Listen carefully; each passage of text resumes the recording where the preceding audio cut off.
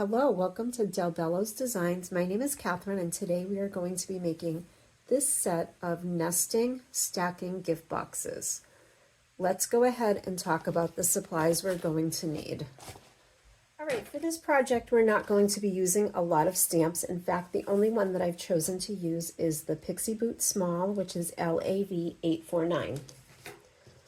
I'm also going to be using the Lavinia Dreamscape papers in the Color Burst collection.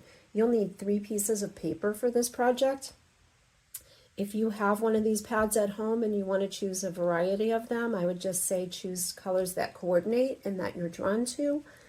I did have 3 sheets of this light blue and purple, and to me it just looked very soft, and I plan on using this project for a Valentine gift. So it just seemed to work well together. Oops. All right, let's talk about the box pieces. I'm going to start with the largest box. And I'm going to show it to you on top of this purple paper because I'm hoping that you'll be able to really see what I'm doing better as I'm creating. For the base of the box, we're going to need one piece that is 8 3/4 by 10 inches. And you're going to score it at 2.5 inches from all 4 sides. That's for the base. And then for the box lid, we're going to need one piece that is 6 9/16 of an inch long by 5 5/16 of an inch wide.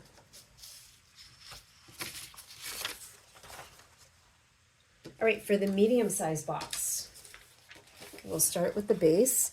And you're going to need one piece of cardstock that is 8.5 by 9 3/4 inches wide. And once again, we're scoring on all 4 sides 2.5 inches in from the edge. For the lid, we'll be using a piece of white cardstock that is 5 1/16 of an inch wide and then 6 5/16 of an inch tall. Each of the lids, once again, are scored at 3/4 of an inch on all 4 sides. For the smallest box, which sits on the top, we'll need a base that is 8 1/4 inches wide by 9.5 inches tall, and we are scoring once again at 2.5 inches from all 4 sides. For the lid on the smallest box, you're going to need one piece of white cardstock that is 4 3/16 of an inch wide by 6 1/16 of an inch tall.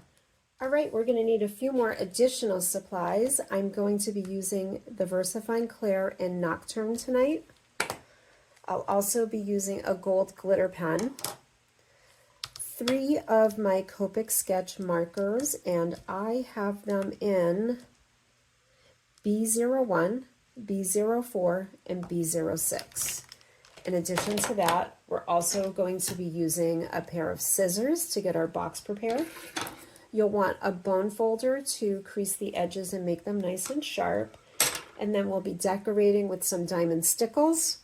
I do not have the name brand, so whatever you have will work fine if you'd like a little sparkle and bling. And I'm going to be assembling my box with some double-sided tape tonight. All right, we're going to start today by stamping the top of the small box. I'm going to go ahead and use the sheet that came with my stamp just to figure out where I'd like to put the stamp and have it placed. So that looks about right to me. And I'll go ahead and ink up my stamp with VersaFine Clair in Nocturne. Just gonna give that a good inking. And line that up like so. And hold it down.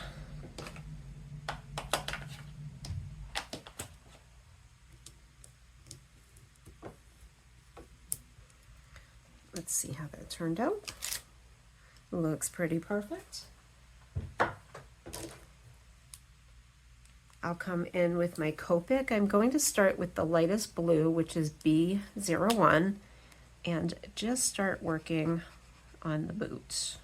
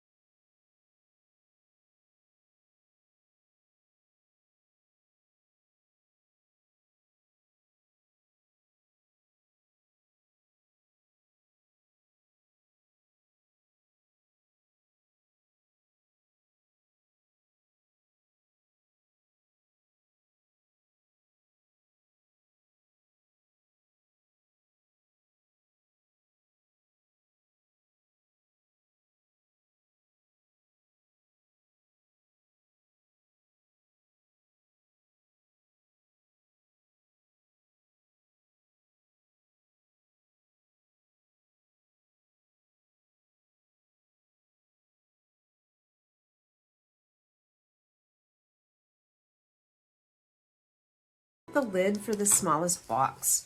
I have already pre-scored everything, so I'm going to go ahead and crease my edges with my bone folder on all 4 sides.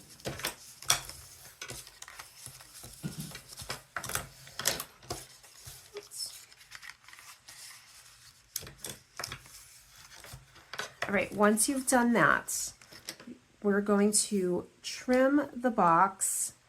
I'm going to hold it with the long edge up, and I want to come in and just notch 4 pieces.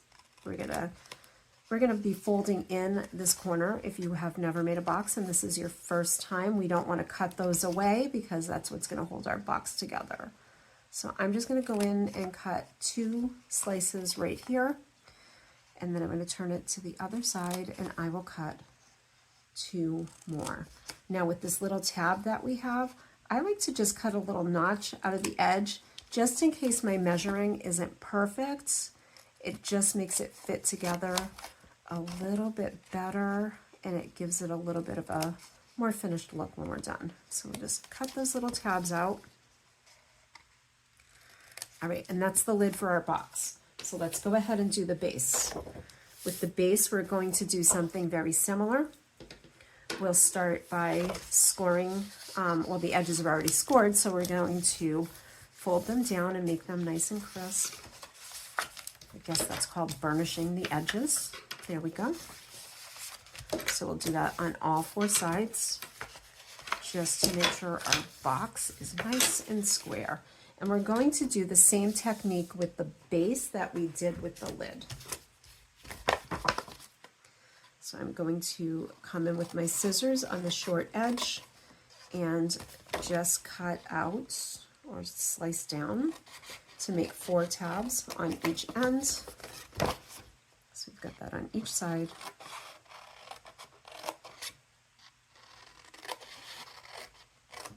And then come back and cut out a little wedge, just to help it fold together a little better.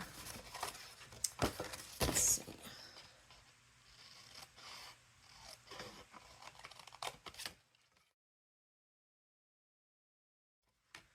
All right, now we're going to come in with our tape,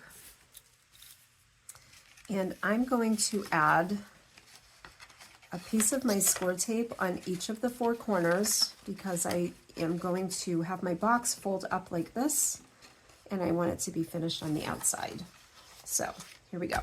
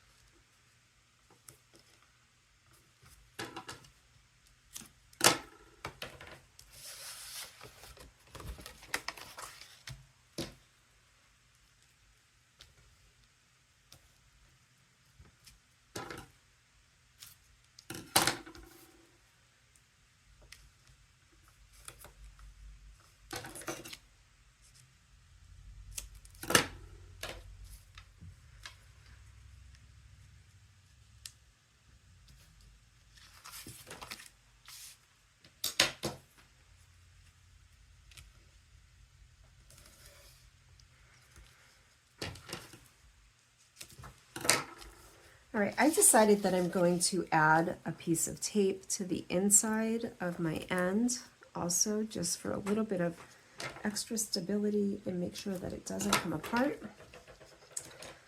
And I like to do the sides first.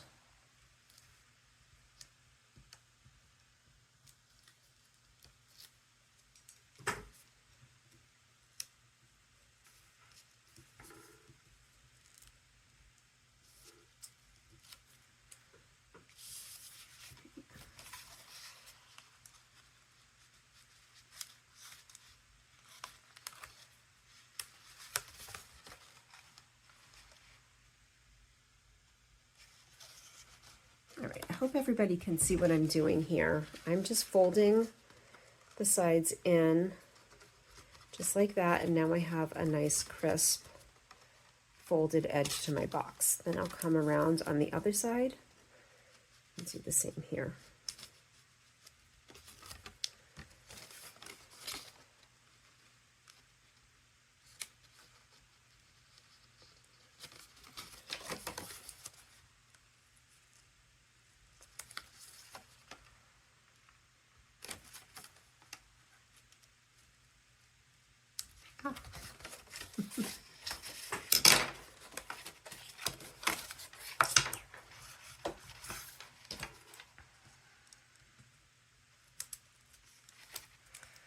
All right, I guess that needed to be burnished just a little bit more. Here we go. Now we'll move these pieces in and square off our box. There we go. So we have a lid that's ready to go.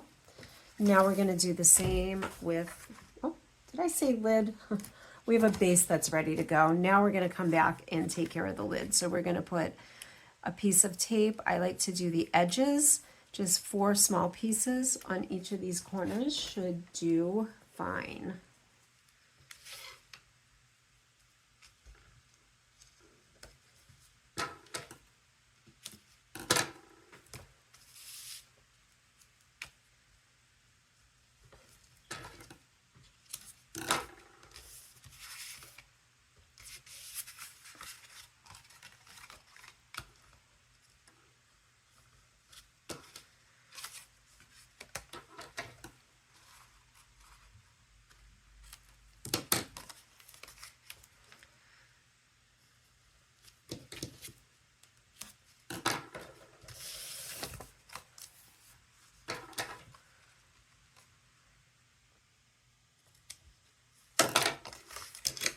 All right, I don't want to run into that problem again, so I'm just going to burnish the edges of the tape and make sure it's stuck down on there really well. You could use glue if you prefer. Once you have glue down, you do have a minute to give it a little bit of wiggle, but I find that glue is not really my favorite friend for making these types of projects. So when it comes to something that's a 3-dimensional project, I really do prefer to use the double-sided adhesives. Now, some of you may already know that if you're using double-sided tape and you make a mistake, you can simply heat it up with your heat tool for a few seconds, and that will warm up the glue on the tape just enough to let you pull it back apart. So there we go. Now we have it. We have our base and we have our lid, and they're going to fit together nicely. So I'm going to go ahead and do the rest of my boxes, and we'll have a full set.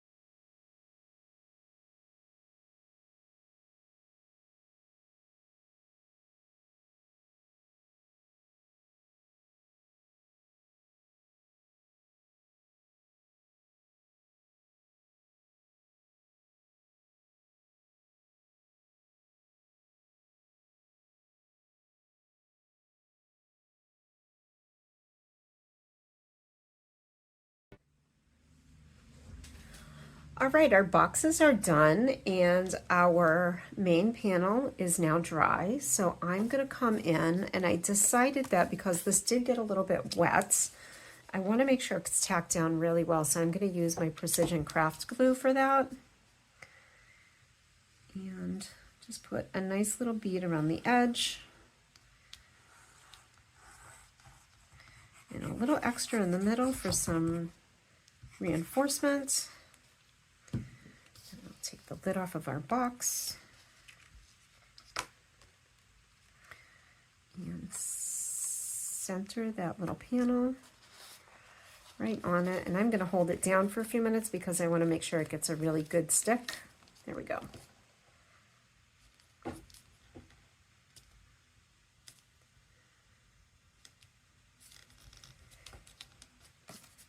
see how that turned out. There we go. And that's that. That's done. I hope you enjoyed making boxes with me today, and I hope you like the way that yours turned out. And here we are, a set of nesting stacking boxes. Thanks for joining me today.